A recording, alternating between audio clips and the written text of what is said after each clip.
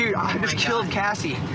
Berbicara film horor, gengs, film yang menampilkan adegan-adegan pembunuhan, menyeramkan, kadang juga bisa terbawa sampai ke mimpi, gengs. Tidak sedikit yang menyukai film horor, gengs, mulai dari anak kecil sampai orang dewasa. Akan tetapi lain halnya dengan yang satu ini, gengs. Saking sukanya sama film horor, dia sampai terinspirasi melakukan pembunuhan. Bagaimana kisahnya? Check it out.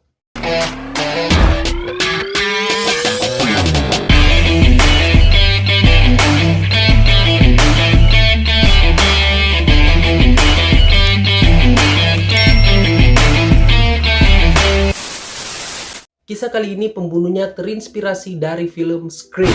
Yang hobi nonton horor pasti tahu nih ya, gengs. Kejadian ini terjadi di Pocatello, Idaho, Amerika Serikat pada tanggal 22 September 2006, di mana menimpa seorang gadis yang bernama Casey Jo Stoddard yang berumur 17 tahun. Gadis ini terkenal sangat pintar di sekolahnya, gengs, dan dia tinggal bersama kakek dan neneknya. Di tahun 2006, Casey rencana menabung untuk membeli sebuah mobil.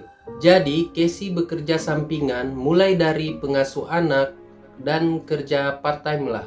Dan hasilnya untuk ditabung, gengs. Pada suatu hari, om dan tantenya membayar Casey untuk menjaga rumah. Sewaktu Casey menjaga rumah, dia bosan dan menelpon tantenya. Casey minta izin pada tantenya untuk mengundang pacarnya yang bernama Matt untuk menemaninya menonton film. Karena tantenya tahu Casey anak yang baik dan gak ada aneh-anehnya, diizinkanlah Casey mengundang pacarnya, gengs. Setelah itu pacarnya datang tepatnya jam 6 sore, gengs. Dan ternyata si Matt membawa dua temannya yang bernama Tori Adamick dan Brian Draper. Awalnya Casey kesal karena Matt membawa dua temannya.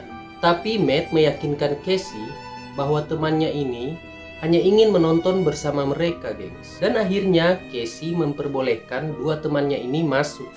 Pada dasarnya, dua teman Matt ini suka sekali menonton film.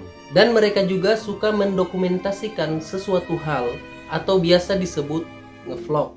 Dan akhirnya mereka menonton film Kill Bill Volume 2. Tapi karena Tori dan Brian ini sukanya film horor, mereka bosan dan berkata mereka akan pergi menonton di bioskop. Karena pada saat itu ada film baru, gengs. Dan saat itu, Casey senang karena mereka berdua pergi. Beberapa menit setelah temannya pergi, Casey dan Matt melanjutkan menonton film.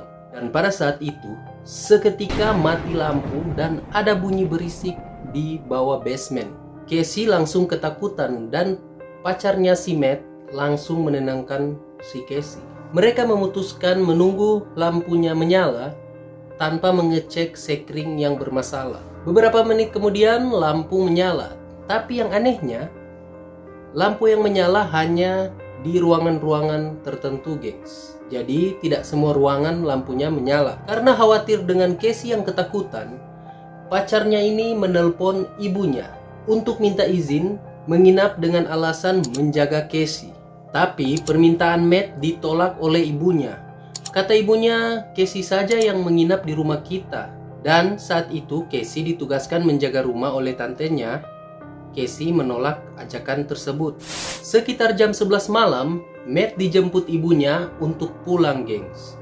Ibunya juga sempat mengajak Casey untuk menginap di rumah mereka, tapi Casey tetap menolak, gengs. Setelah itu Matt menelpon kedua temannya, Tori dan Brian, untuk tidak balik lagi ke situ karena dia sudah pulang. Tidak lama setelah Matt pulang, lampu di rumah tersebut mati lagi, gengs. Karena ketakutan, Casey tidak berani kemana-mana dan hanya diam di ruang tamunya, gengs.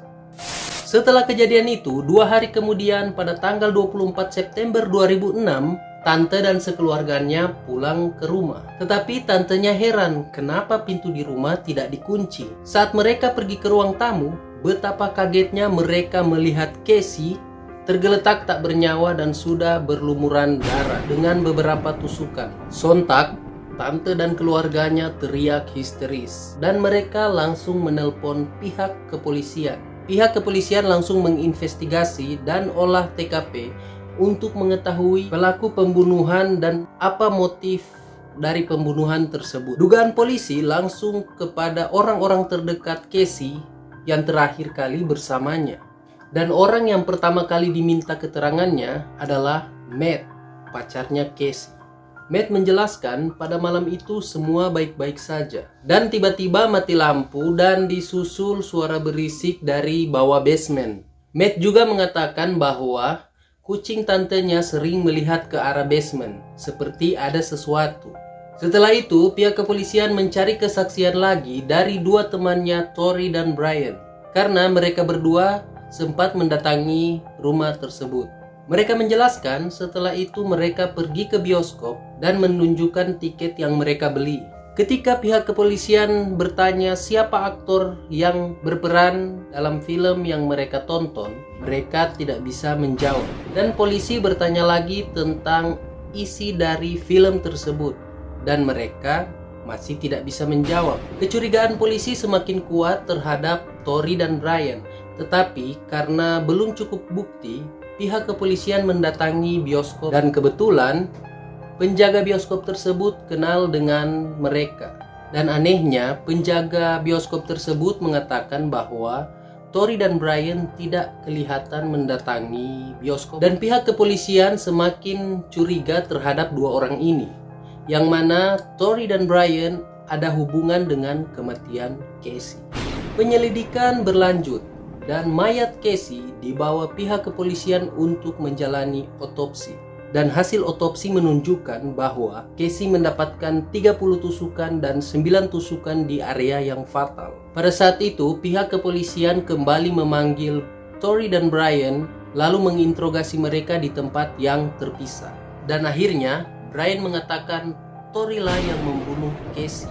Dikabarkan mereka hanya ingin menakuti Matt dan Casey seperti di film Scream yang mereka tonton. Mereka awalnya tidak berniat untuk membunuh. Jadi pada saat Casey dan Matt asik menonton, Tori pergi ke dapur untuk membuka pintu belakang.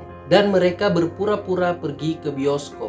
Setelah mereka keluar rumah, mereka langsung masuk lewat pintu belakang. Dan mereka langsung bersembunyi di bawah basement, lalu mematikan lampu.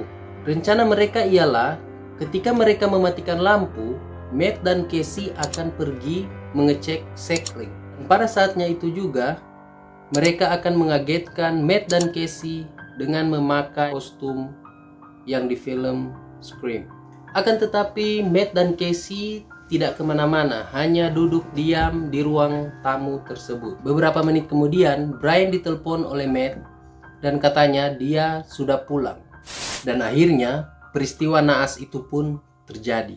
Dari sinilah muncul otak psikopat Tori untuk membunuh Casey. Mereka menakut-nakuti Casey dengan membuat suara aneh dan juga mematikan lampu. Pada saat itu, mereka ke ruang tamu tempat Casey berada. Dan saat itu, Tori langsung menusuk Casey berulang-ulang kali. Tori juga menawarkan Brian untuk mencoba sensasi menjadi pembunuh seperti di film Scream. Brian yang tadinya hanya melihat Tori saat itu juga membacok Casey 4-5 kali, gengs. Jadi sampai segitunya, gengs, mereka mengikuti adegan di film Scream itu. Dan parahnya lagi, polisi menemukan kaset yang berisi video rencana mereka membunuh Casey. Now we're just gotta wait. I just killed Cassie. We just left her house. This is not a fucking joke. I'm shaking. I stabbed her in the throat and I saw her lifeless body just disappear. Dude, I just killed. Jadi Casey sudah menjadi target dua orang psikopat tersebut, gengs. Tapi yang anehnya nih, gengs, setelah membunuh, mereka membuat video yang mana mereka meminta maaf kepada Casey. Karena mereka ini pengen jadi viral dan menjadi pembunuh yang terkenal. Semenjak kejadian itu, mereka menjadi perbincangan di banyak TV dan ada juga yang terinspirasi membuat film tentang mereka. Dan akhirnya pada tanggal 31 Mei, mereka dijatuhi hukuman penjara seumur hidup. Menurut kalian ya, gengs, apakah pantas Tori dan Brian mendapat hukuman penjara?